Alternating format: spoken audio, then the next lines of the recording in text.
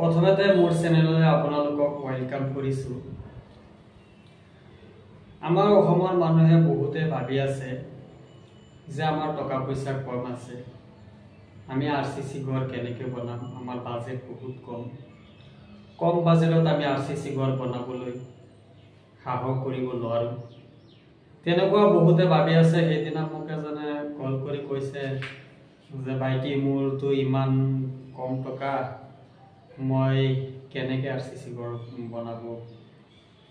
কেনেকৈ বনাম, মোৰ সাহসেই নহয় বনাবলৈ। মই আপোনালোকক কৈছো যদি আপোনালোকৰ কম টকা বাজেট আছে, কম পইচা বাজেট আছে, তথাপি আপোনালোকে ঘৰৰ কাম ষ্টাৰ্ট দিব পাৰে। আমাৰ ইঞ্জিনিয়াৰে যিবিলাক ড্ৰয়িং দিয়ে সেইটো বেছিভাগ আপোনাৰ বাজেটৰ ওপৰত ভিত্তি কৰি ড্ৰয়িংখন দিয়ে।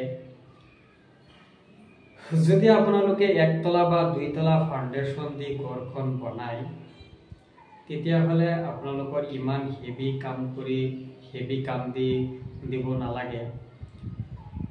এনে আপোনালোকৰ বেছিভাগ ইঞ্জিনিয়াৰ ড্ৰয়িঙত যেনেকৈ আহে, এতিয়া আপোনাৰ দুইতলাটো আপোনাৰ গুৱাহাটীৰ ইঞ্জিনিয়াৰ এজনে আপোনাৰ 20 ৰড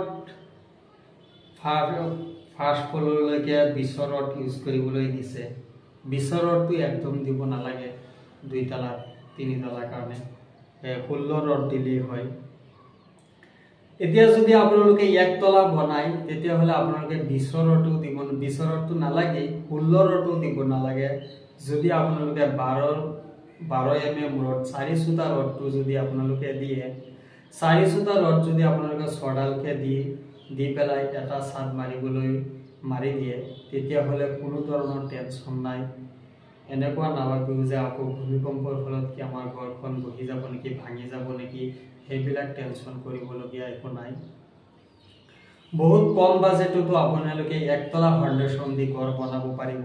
বহুতে ভাবিছে যে আৰসিসি বুলি ক'লেই যে ইমান টকা যায় বা বহুত হেভি কাম কৰিব লাগিব, ছাদ এটা বহুত ৱাইড থাকে, সেইটো কাৰণে যে ইমান হেভি লাগে, সেইবিলাক চিন্তা কৰিবলগীয়া একো নাই।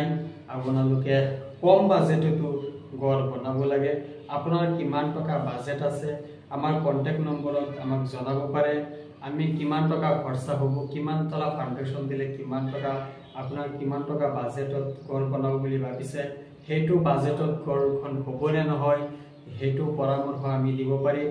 আমি যিটো কাম বৰ্তমান কৰি আছোঁ, বৰ্তমান যিটো কাম চলি আছে, সেইটো একদম কম টকাৰ বাজেটৰ কাম চলি আছে। আৰু আপোনাৰ ৰুমো তাত বেছি আছে, 8টা ৰুম আছে।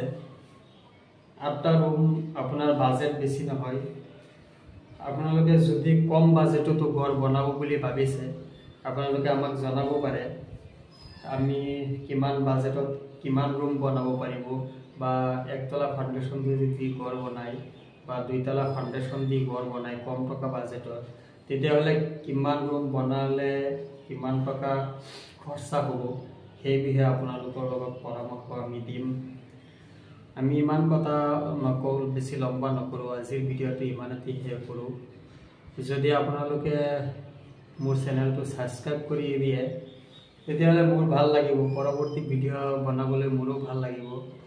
মই আৰসিসিৰ বিষয়ে ভিডিঅ' বনাবলৈ ইমান সময়ো নাথাকে, আমাৰ কামৰ বহুত ঝামেলা থাকে। আজিৰ ভিডিঅ'টো মই ইমানতে শেষ কৰোঁ। জয় আই অসম।